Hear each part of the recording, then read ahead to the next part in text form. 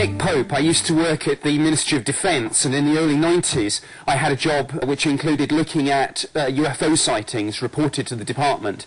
Today, the National Archives are making available the first batch of these formerly classified files. Let's have a look.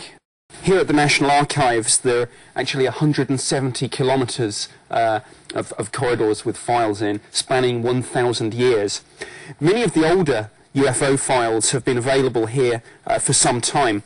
There's immense interest in the subject of UFOs from the media, the whole UFO research community, and the public as a whole. In fact, when it comes to Freedom of Information Act requests, UFOs is one of the most popular subjects that's consistently asked about.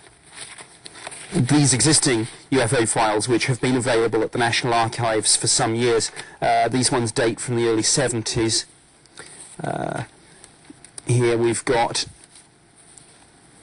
yes, an unknown track appeared. This is obviously talking about radar here.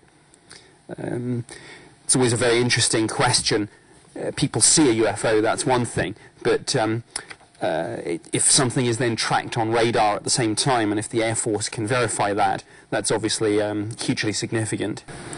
This is absolutely fascinating stuff. I mean, people will have their own areas of interest, but some of the personal highlights for me, I was interested and slightly amused to see a very interesting case where a whole bunch of staff and customers at a pub actually saw a bright white light with red and green lights on either side, and I think the clincher in this case was that when asked what direction this was, they said, well, it was in the direction of Gatwick Airport. I think possibility that might have been an aeroplane. 24/1922. There's a very interesting illustration of the fact that actually UFOs are seen in built-up areas. People have this idea they're seen in desolate rural places. Here was a sighting actually on Waterloo Bridge, when a number of witnesses actually stopped to look at this UFO that was seen over the Thames.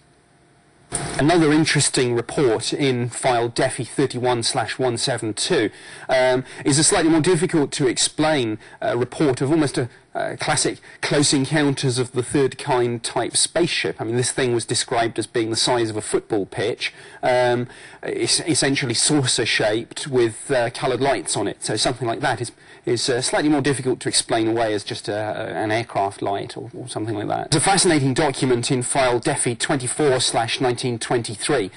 This one involves two UFOs being tracked on military radar, and they're seen to cover 10 nautical miles in about 12 seconds. Now, if that's accurate, the UFO was travelling at about 3,500 miles an hour. Obviously, radar is critical to any meaningful investigation of UFOs. It's one thing just to have eyewitness testimony, but if that's backed up by radar evidence, then it takes the investigation to a whole new level. There's an intriguing letter in file DEFI 31/175 from an ex-RAF serviceman who describes how in 1952 he and a number of other military witnesses at a base in the Far East, effectively the airfield was buzzed by a UFO, and it does seem as if it was tracked on radar as well. There are some slightly more bizarre reports in these files. One of my favourites refers to a man who claimed to have been in physical and psychic contact with an extraterrestrial being called Algar, who tragically was then killed in a battle with a group of other space beings. Another of my favourites from the slightly more bizarre material in these files is the old man who claims that he was actually taken on to a spaceship which had landed near Aldershot, and just when he thought that he was going to be taken for a flight, they said to him, "You can go, you're too old and infirm for our purposes." UFOs can be easily explained as misidentifications of something quite ordinary. When you look at these files, it's quite clear that in most instances what you're dealing with is well-intentioned witnesses, but people who are nonetheless misidentifying things. The most common things misidentified and reported as UFOs are aircraft lights, bright stars and planets, satellites, meteors, fireballs, airships, things like that. I think with the greatest of respect to the general public, the files that people will find more interesting are cases where the witnesses are, for example, police officers or pilots. And there are some interesting cases like that in these files. One of my favourite reports is in file DEFI 24/1924. It's a sighting from a pilot, and they do sometimes see and report UFOs. There's a comment about an object passing 1.5 nautical miles from the port side of the aircraft, and there's a comment it's either A, a meteor, B, space debris re-entering the atmosphere, or C, a missile. And then there's a remark afterwards, if it's a missile, myself and my crew are not impressed.